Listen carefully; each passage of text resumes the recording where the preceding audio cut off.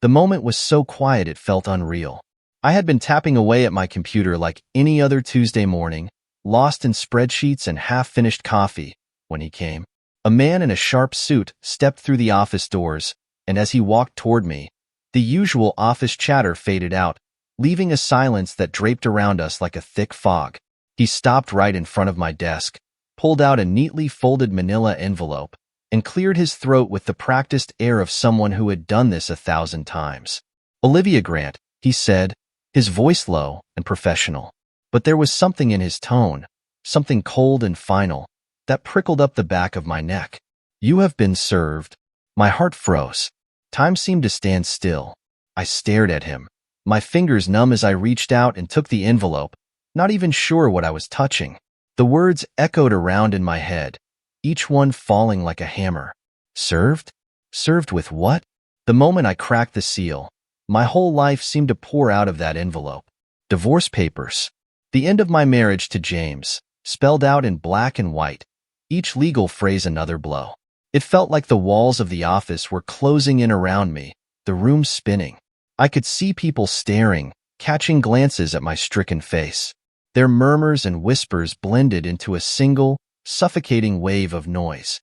Someone nearby let out a gasp, and then a few whispers broke out, the sounds mingling with the rising burn of tears in my eyes. Before I knew it, my best friend, Sarah, was at my side, her hand light on my arm as she pulled me up, her voice low but urgent. "Liv, come on. Let us get out of here." I barely registered her words, but let her guide me through the maze of cubicles and curious faces, away from the whispers and pitying stares. She led me to a small, deserted conference room at the far end of the hall, closing the door behind us. The silence was almost as loud as the noise had been. She turned to me, her face pale but steady. "Liv," she murmured, her voice soft but filled with the kind of strength I did not feel. What on earth happened? I could only shake my head, clutching the papers to my chest like they could somehow hold me together. I do not know," I whispered, my voice barely there. Everything felt fine. No, everything was finally good again, Sarah. He was home. We were... I trailed off, lost in the memory of those last few months. James had come back from his deployment a changed man, more intense but somehow closer. The distance that had grown between us over the years had melted away, and we had found each other again in the spaces where resentment and silence had lived before. And now this? How could he just end it? Sarah watched me with that piercing look, the one that saw right through the surface and into the places I wanted to keep hidden. She was quiet for a long moment, her hand resting on mine. "Are you sure?" she asked gently. "Are you sure he was happy? Or that maybe he did not know something?" I flinched, feeling a cold dread settle in my stomach. It had been more than a year since I had ended things with Alex, that brief affair that I had convinced myself was just a foolish mistake. It had been born out of loneliness, of needing to fill the gaps left by all the nights James had been away, but I had put it behind me. We had put it behind us. Had he somehow found out? Sarah was still watching me closely, her face a mixture of worry and something that looked almost like suspicion. My heart was pounding so hard I thought it might echo in the empty conference room. I searched her eyes, hoping to find some reassurance, anything to ease the sudden fear clawing up my throat. "Liv," she began slowly, weighing her words, "are you absolutely certain you buried everything? There's no chance he suspected something?" The walls felt like they were closing in as memories flooded back. Alex, with his easy charm and crooked grin, had swept me into his orbit when James was deployed, leaving me alone and frustrated in a house full of reminders. I had never intended for anything to happen, but those late nights working on the same project, the drinks after hours that turned into laughter, quiet conversations, a touch here and there, it all escalated before I even realized what I had done. But I had ended it. I had ended it because I knew that James was who I wanted, that our life was worth fighting for, even if things had been rocky. Alex had shrugged it off easily, already halfway into his next relationship by the time James came home. "Sarah," I finally whispered, a tremor in my voice. I was done with that. James and I, had moved on. I was so sure he would never find out, that he would not suspect. My mind scrambled for something, some way to rationalize it, to convince myself this was not what it looked like. But Sarah just shook her head, sighing. Liv, it was not exactly a secret. There were people in the office who noticed. And even if no one ever told him, it's possible he picked up on something. Her words landed like a punch to the gut. I had been so careful, so certain that my secret was safe. But now that Sarah said it out loud, the edges of my memory sharpened, the small but undeniable signs that I had ignored. James had come home quieter, with a strange reserve, as though he was seeing right through me. But he had said nothing, and I convinced myself that it was the after effects of his deployment. I forced myself to believe he just needed time to adjust. He came back different, you know? I said, my voice wavering. Not in a bad way, just intense. He was more present, somehow. We talked more, spent so much time together, and it was like we were rediscovering each other all over again. He made me feel like he loved me more than ever. Sarah tilted her head, her gaze softening a little. But was he there for you, Liv? Really there? You know, sometimes people hold on even tighter when they are about to let go. Her words hit me harder than I wanted to admit. My mind raced through our last few months together. Every kiss, every laugh, every lingering glance that I now realized had a tinge of something else. Desperation? A need to capture something just before it vanished? Each moment took on a new, haunting weight, and my chest tightened with the terrible thought that maybe he had known all along. Had I been fooling myself this entire time? He made everything feel so intense, I whispered, almost to myself. My face flushed as I remembered the nights he came to me with a fire in his eyes, leaving me breathless and aching. It was like we were trying to make up for all the time we lost. But now I am wondering, maybe he was, I don't know, maybe he was trying to say goodbye in his own way. Sarah's face softened, and she pulled me into a hug. But even her arms, warm and reassuring, could not stop the creeping dread that settled deep in my bones. Had he really known? And if he did, why wait so long to leave? The whole office was buzzing by now. I could hear the faint murmur of voices outside the door. People were probably glued to their screens, sending messages, exchanging glances over the tops of their cubicles. I could only imagine the wild theories they were cooking up about me and James. And then there was the envelope in my hands, those cold, formal pages that somehow felt heavier than anything I had ever touched. I could barely look at them without feeling like they might burn me. This was not just a piece of paper. It was the end of my life as I knew it. I took a shaky breath, running a finger along the edge of the divorce papers as if I could somehow make them disappear. Sarah, I said, voice barely above a whisper. If he knew, if he really knew, why did he stay? Why did he act like everything was fine? She pulled back from the hug, giving me a long, searching look. People deal with betrayal in strange ways, Liv. Maybe he was planning this all along. Maybe he was waiting for the right moment to leave and make sure you felt it. It is not unusual.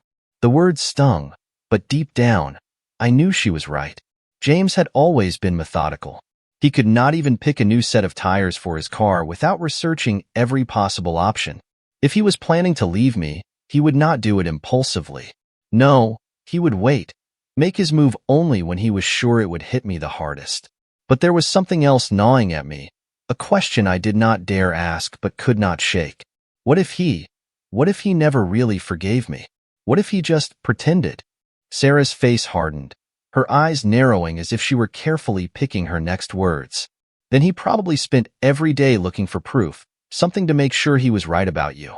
If he even suspected, he might have had people watching you. Olivia, think about it. If James wanted to be sure, he would have done whatever it took. The thought hit me like a punch to the gut. Had he been watching me? Tracking every move I made? Every step I took? My mind raced, images flashing of James, his face drawn, eyes distant as he studied me in those quiet moments at home. He had been colder, more reserved, yes, but I had convinced myself it was just the weight of his deployment. Had he been scrutinizing me instead, looking for cracks in my story, something to confirm what he already suspected? And then another thought struck me, colder than the last. If he was watching me, Maybe he knew more than just about Alex. Maybe he knew everything. Sarah, I murmured, feeling the blood drain from my face. What if he really did find out? What if he had people follow me? She gave me a sympathetic look, but there was a touch of something sharper beneath it, something I did not quite understand. Olivia, if that is true, there is not much you can do about it now. Her voice softened. But listen to me. He may have left you, but he is not the only one at fault here. You deserve to fight for your life, for what you want. You made a mistake, sure, but that does not mean you do not deserve a chance. Her words seemed to reach into the hollow places inside me, but as much as I wanted to cling to them, the fear gnawing at my mind grew stronger, sharper. Because if James had seen everything, if he had found a way to track me, then this was only the beginning. The drive home felt longer than ever, every mile heavy with dread. I could barely keep my hands steady on the wheel, my mind whirling with a mix of fear, guilt, and anger. The silence in the car was deafening, broken only by the occasional buzz of my phone from the console. I forced myself to ignore it. I was not ready to hear what Sarah might have to say, or worse, to face any messages from James. As I turned onto our street, I saw something that stopped me cold. My house was dark, no lights in the windows, no comforting glow of the porch lamp. It looked abandoned, almost eerie, like it was not my home at all but some strange place I had never seen before. And there, parked right out front, was James's old truck, a hulking, shadowy figure in the dim light. My stomach twisted. He was not supposed to be home yet. I pulled up slowly, my headlights casting long shadows across the driveway. The sight of his truck felt like a warning, a reminder that he was still a soldier in every sense of the word. Calculated, patient, he would have been waiting, biding his time, ready to strike when I least expected it. Maybe he was inside, sitting in the dark, watching the door, waiting for me to walk in. I took a deep breath, gripping the steering wheel, my heart pounding like a drum.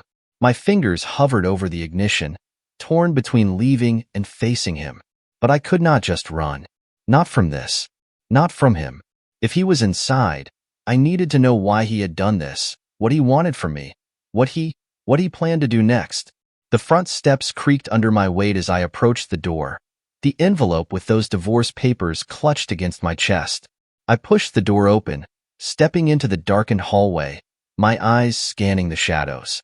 The air was thick, tense, like something terrible had happened here, something that lingered even after the fact. James! I called out, my voice barely above a whisper. No response, just silence, pressing down on me like a weight. I took a cautious step forward, feeling my way through the dark, my senses on high alert. The living room was empty, the faint smell of his cologne still hanging in the air, mingling with the scent of something metallic, sharp, like it had been left behind to taunt me. I walked deeper into the house, down the hallway to our bedroom. The door was slightly ajar, and I pushed it open, my breath catching as I took in the sight before me. Our bed was stripped, the mattress bare, pillows tossed haphazardly onto the floor. Clothes were scattered everywhere, like a hurricane had torn through. And there, right in the center of the bed, was a single, folded note with my name written in bold, black ink.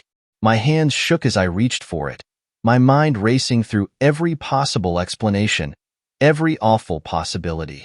The note was short, each word feeling like a slap in the face. I know everything. Enjoy your freedom. You will not see me again. A cold wave of dread washed over me, and I felt my legs buckle as I sank down onto the edge of the bed. He knew everything. Not just about Alex, but everything, every lie, every moment I had hidden away. The words seemed to blur, each one drilling deeper into my mind. I had lost him. I could barely breathe, sitting there with that note in my hands, the words searing into my mind. You will not see me again. It felt like he had carved those words into my skin, leaving a mark that would never fade. But something about it felt off. This was not like James. He was not the type to run, to hide in the shadows. He was a soldier, a man who faced his problems head-on, no matter how tough they were. If he was leaving, he would want me to feel it, to know exactly why. He would not leave a note like this and vanish without a trace. Not Not unless he was playing a much bigger game. My phone buzzed again, a faint glow lighting up the room.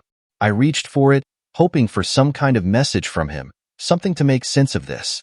But instead, it was Sarah, her name flashing on the screen.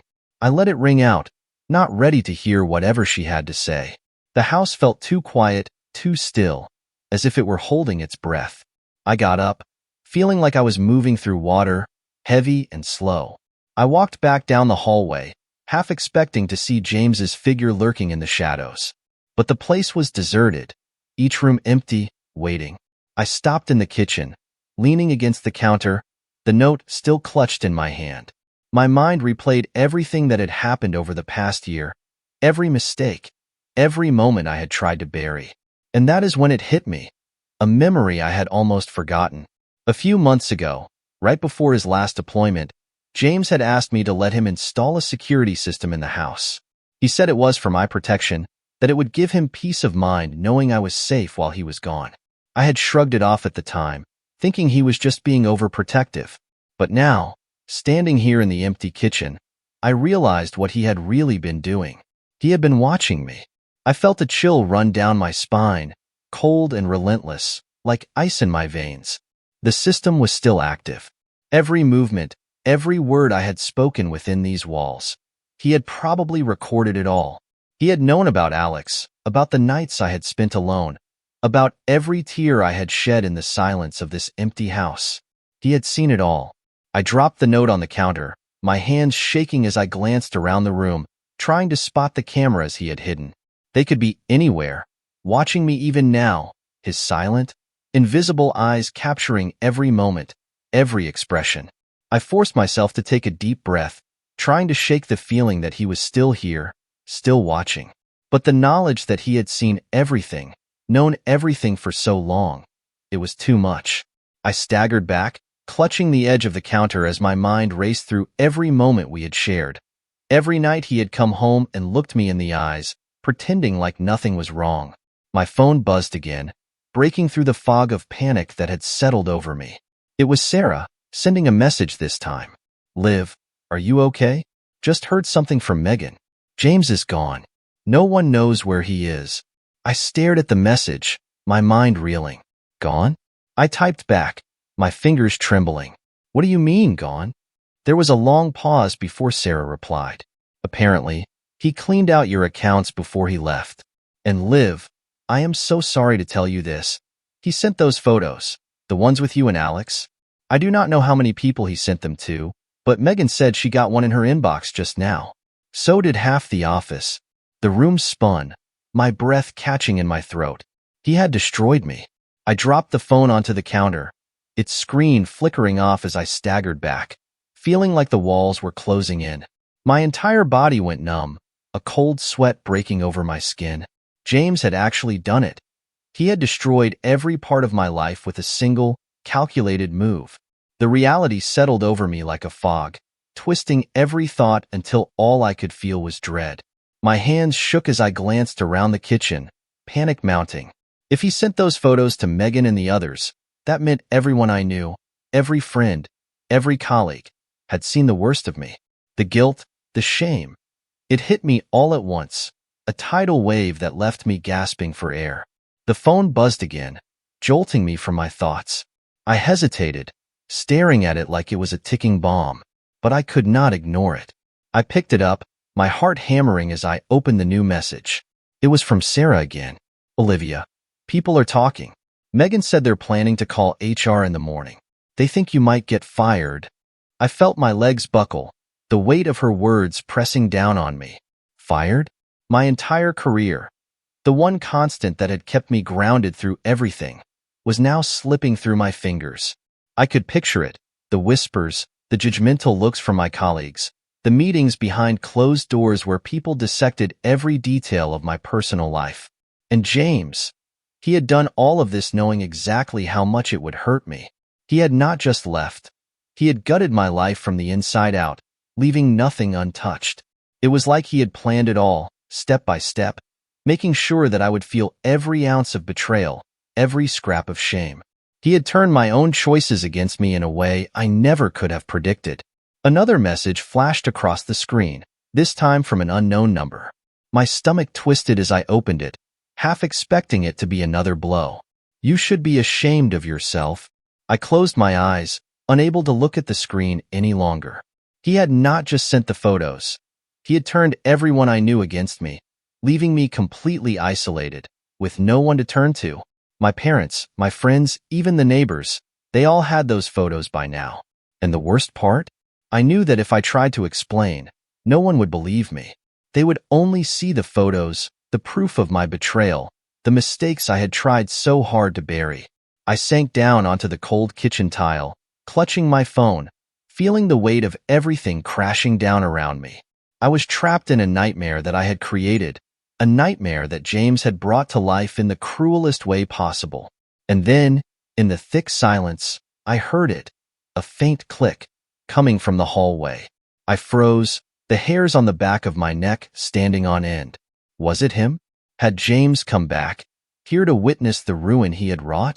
My heart pounded as I slowly got to my feet, moving toward the door, my steps cautious and quiet. But as I reached the doorway, another sound cut through the silence, a distant, unmistakable voice, coming from somewhere nearby. It was James, his voice low and calm, barely audible through the silence of the empty house. I followed the sound down the hallway, my pulse racing, each step feeling like it might be my last. I found myself in the living room, staring at the corner where the faint, blinking light of a camera caught my eye. It was his voice, recorded and playing on a loop, a single message that echoed around the empty room.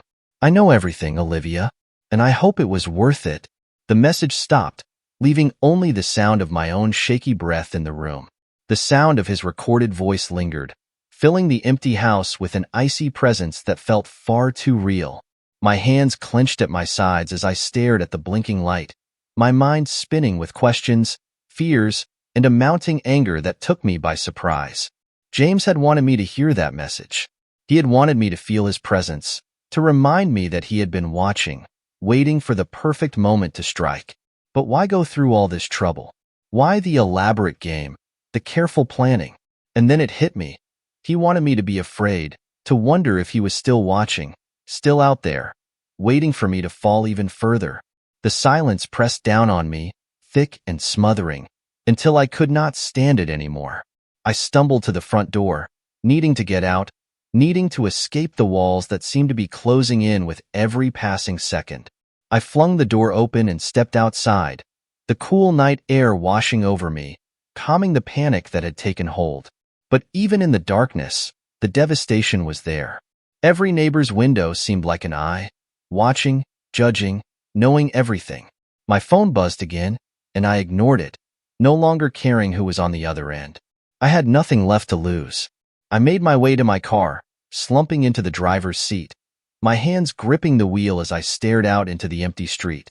A part of me wanted to turn the ignition, to drive away and never look back, to leave this life and this town far behind.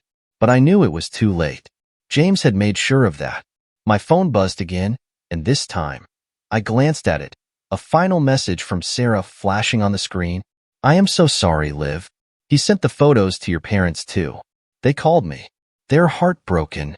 I sank back into the seat, feeling the last threads of my life unraveling, the weight of my mistakes and James's revenge settling over me like a shroud. Everything I had tried to build, every attempt I had made to fix my life, had crumbled to dust. And then I saw it, out of the corner of my eye, parked down the street in the shadows. It was a black sedan, a familiar figure in the driver's seat, watching me, waiting. James. He had not left. He was here, ensuring I saw the wreckage he had left behind, reveling in every second of my misery.